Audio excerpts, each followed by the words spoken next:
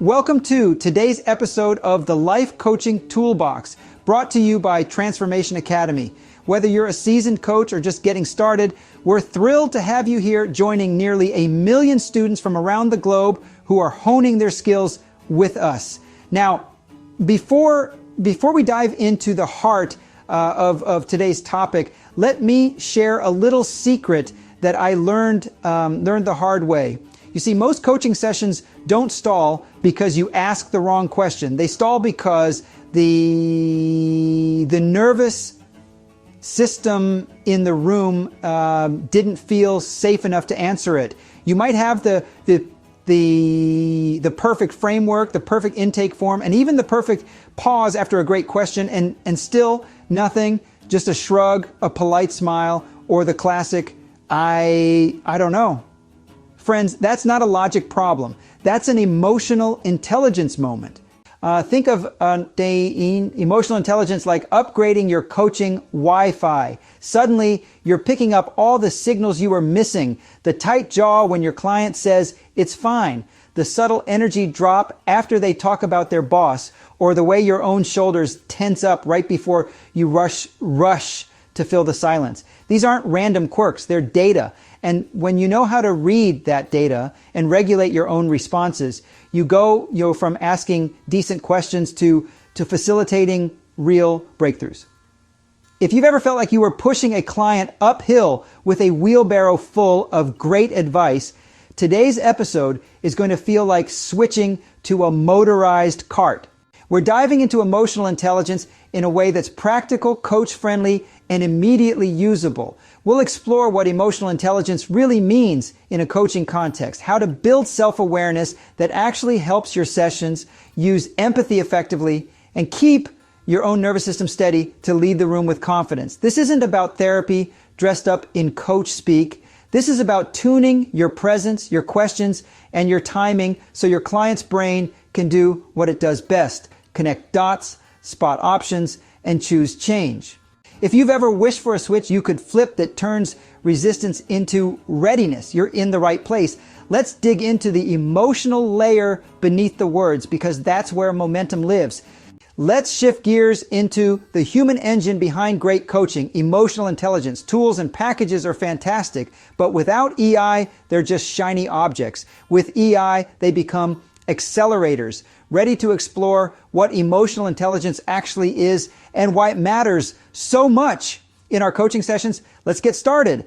So what exactly is emotional intelligence, and why is it so crucial in coaching? At its core, emotional intelligence, or EI, is the ability to notice, name, and navigate your own emotions, understand others' emotions, and use that awareness to guide decisions and relationships.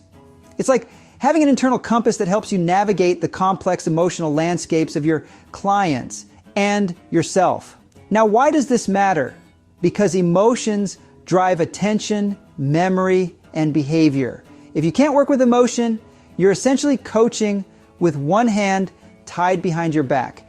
But when you harness emotional intelligence, you unlock a whole new level of potential for both you and your clients.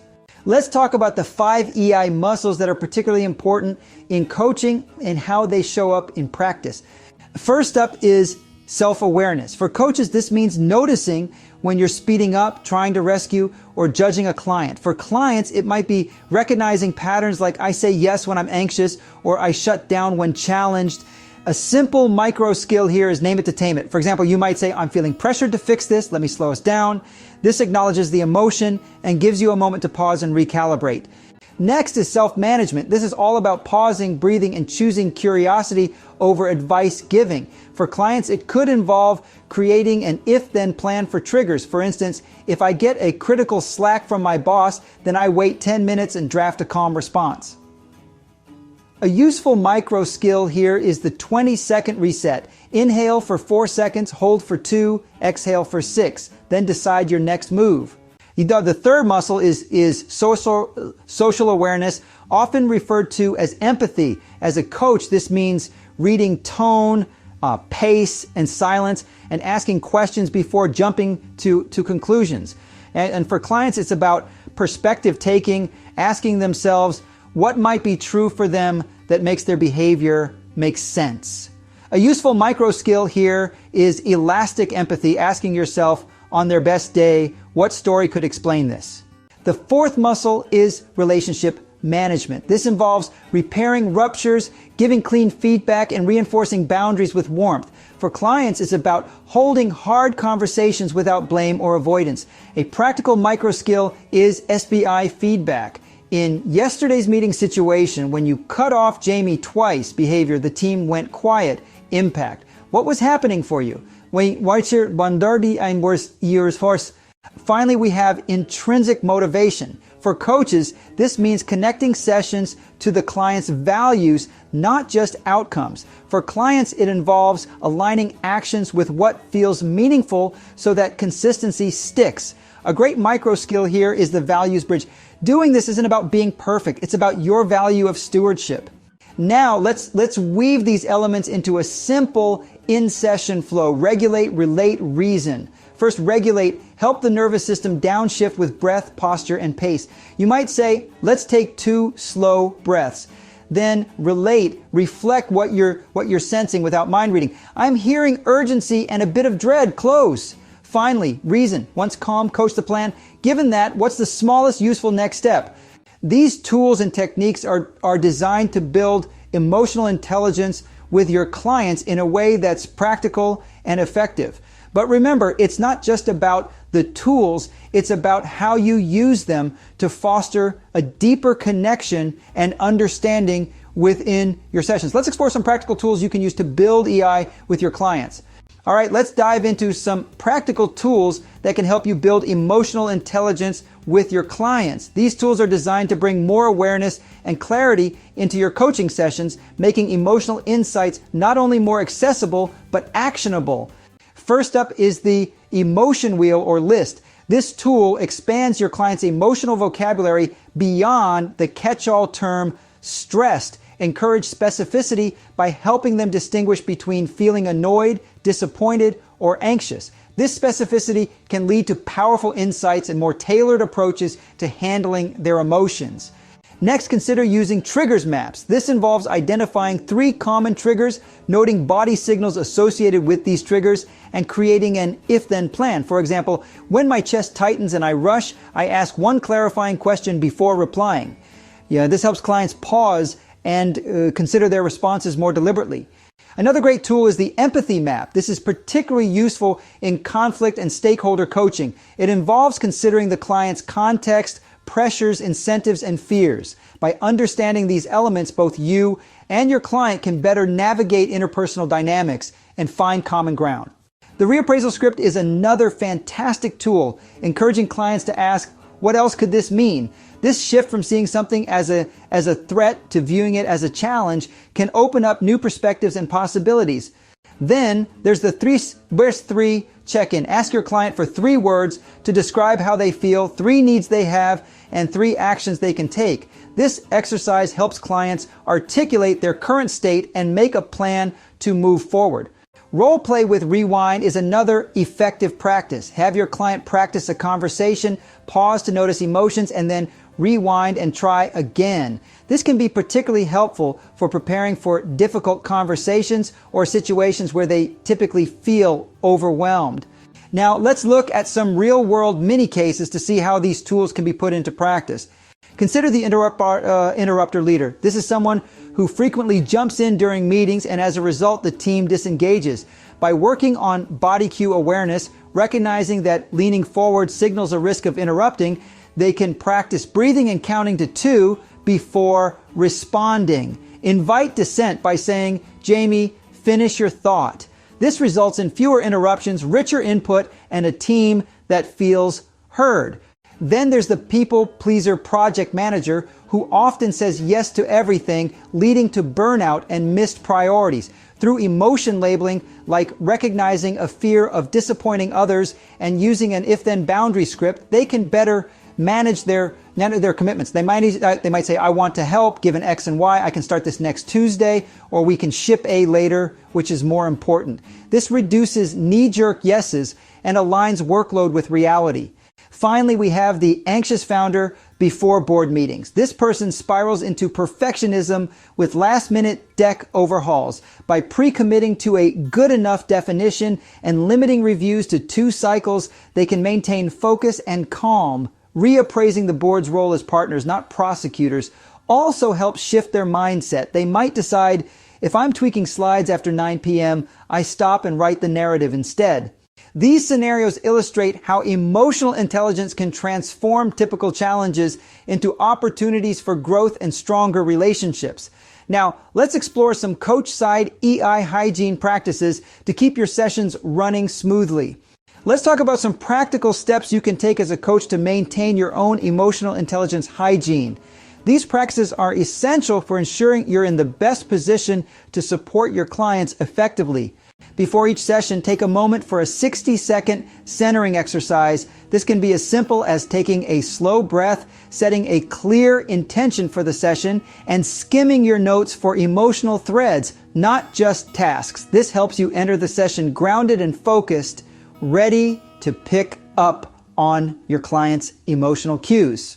During the session, it's crucial to keep track of your talk time. If you find that you're speaking for more than 60% of the session, pause and ask a question to encourage your client to share more. This not only gives them space to explore their thoughts and feelings, but also helps you gather the emotional data you need to guide the session effectively.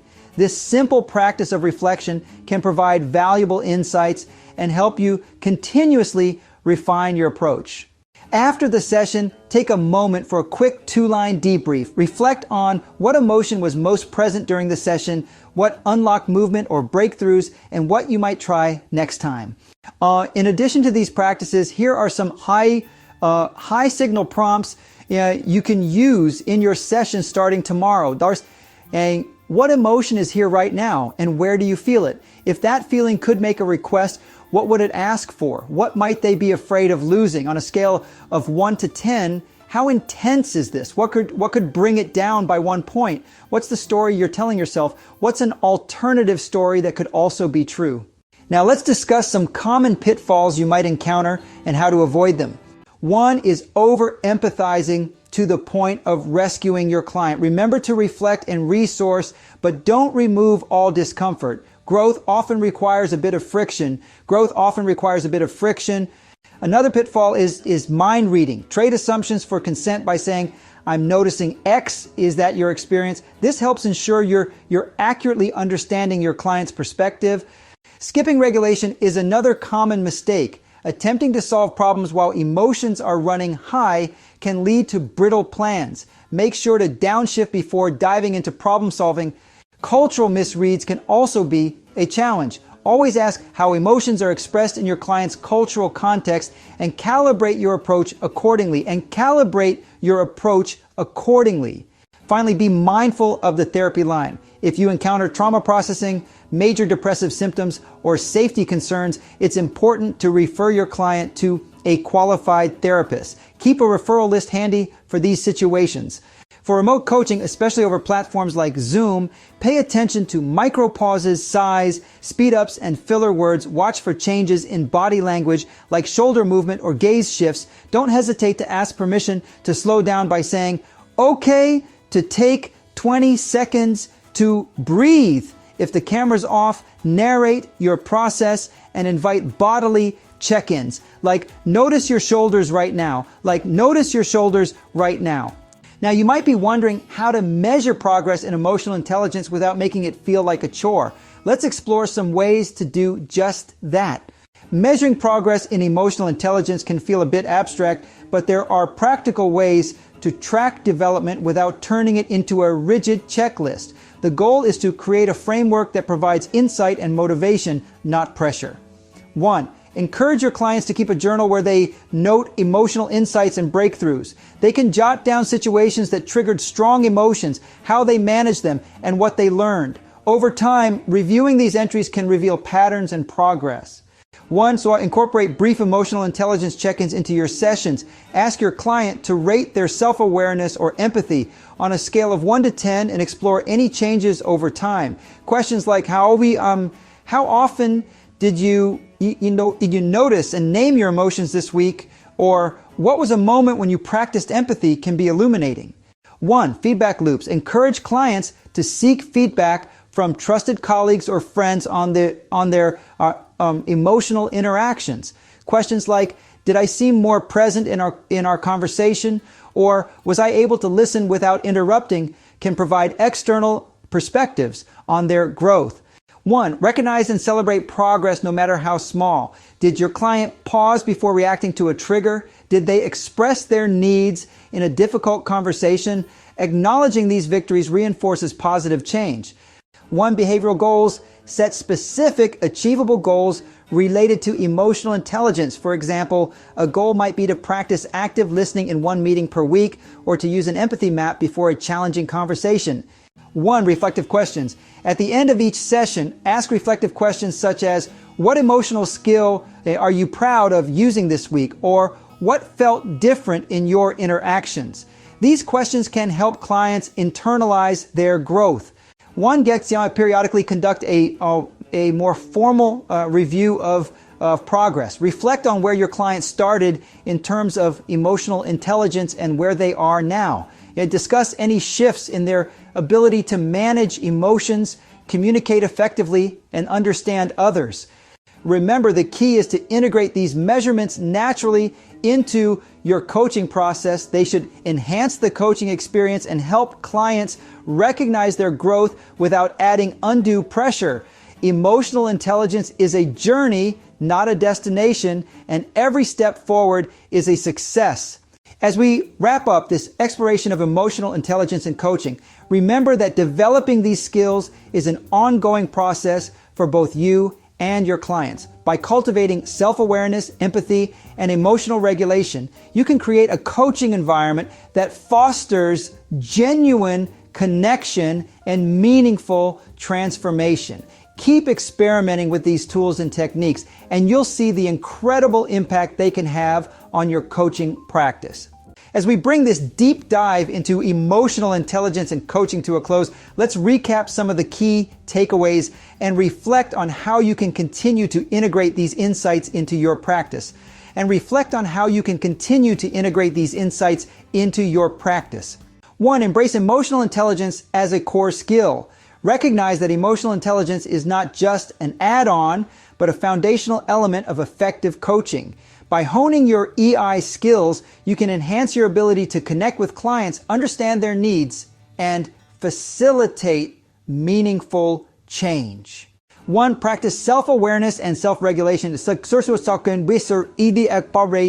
Regularly check in with yourself to understand your emotional state and how it affects your coaching. Use techniques like mindful breathing or centering exercises to ground yourself before sessions, ensuring you're present and responsive. 1. Foster empathy and social awareness. The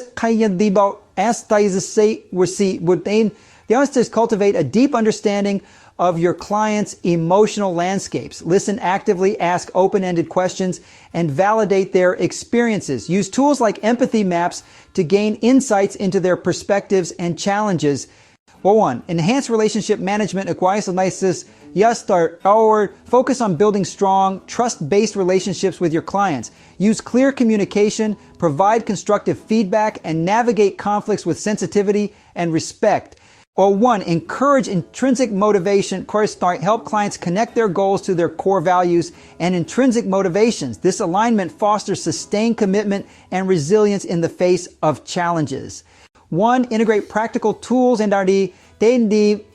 utilize tools such as emotion wheels, triggers maps, and reappraisal scripts to deepen your client's emotional understanding and equip them with strategies for managing emotions effectively. 1. Measure and celebrate progress. Track growth in emotional intelligence through self-reflection, feedback, and observational insights. Celebrate small victories and milestones to reinforce positive change. 1. Continuously reflect and adapt. Regularly reflect on your coaching practice and seek opportunities for growth. Stay curious and open to new approaches and adapt your methods to meet the unique needs of each client. As you continue your journey as a coach, remember that developing emotional intelligence is a lifelong endeavor, both for you and your clients. The more you practice and integrate these skills, the more you'll find that they enrich not just your coaching sessions, but all aspects of your interactions and relationships. Thank you for joining us in this exploration of emotional intelligence in coaching. We hope you've gained valuable insights and practical strategies to enhance your practice. Keep striving for deeper connections and transformative outcomes. And remember that every step forward in emotional intelligence is a step toward a more impactful and fulfilling coaching journey. As you continue to develop and transform your coaching practice through the lens of emotional intelligence, here are a few more strategies to keep in mind. One, encourage a growth mindset. Help your clients adopt a growth mindset by emphasizing that emotional intelligence is a skill that can be developed over time. Encourage them to view challenges as opportunities for growth and learning rather than as insurmountable obstacles. One, cultivate patience and persistence. Both you and your clients will benefit from understanding that a transformation takes time. Encourage patience and persistence, reminding your clients that meaningful change is a gradual process that requires consistent effort and reflection. One, create a safe space for vulnerability. Foster an environment where clients feel safe to express their vulnerabilities and explore their emotions without judgment. This trust-based space allows for honest conversations and deeper insights. One, use storytelling and metaphors. Incorporate storytelling and metaphors to help clients make sense of their emotions and experiences. These tools can make abstract concepts more relatable and accessible, facilitating deeper understanding and connection. One, leverage technology thoughtfully. If you're working remotely or using digital platforms, make sure to create an engaging and emotionally supportive virtual environment. Use technology to enhance connection, but be mindful of maintaining human presence and empathy in your interactions. One, engage in continuous learning. Stay informed about the latest research and developments in emotional intelligence and coaching. Attend workshops, read books, and engage with professional communities to keep your skills sharp and your practice innovative. One, reflect on your own transformation. Regularly take stock of your own emotional intelligence journey. Reflect on how your understanding and application of EI have evolved and consider how this transformation impacts your coaching style and effectiveness. By integrating these strategies into your practice, you can create a coaching experience that is not only transformative for your clients, but also deeply rewarding for you. Emotional intelligence is a powerful catalyst for change, enabling you to guide your clients toward greater self-awareness, empathy, and resilience. So, which of these emotional intelligence strategies are you most excited to try first?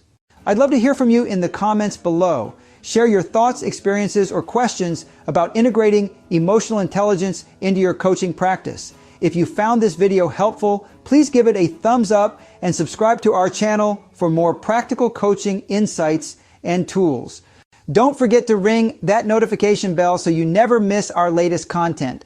And here's something special for you. Head over to transformationacademy.com toolbox to download our free life coaching toolbox, which includes 18 coaching activities and essential resources that will complement everything we've discussed today. Plus, take our free coaching roadmap quiz to discover which life coach certification or business training is the perfect fit for your passion, skills, and goals.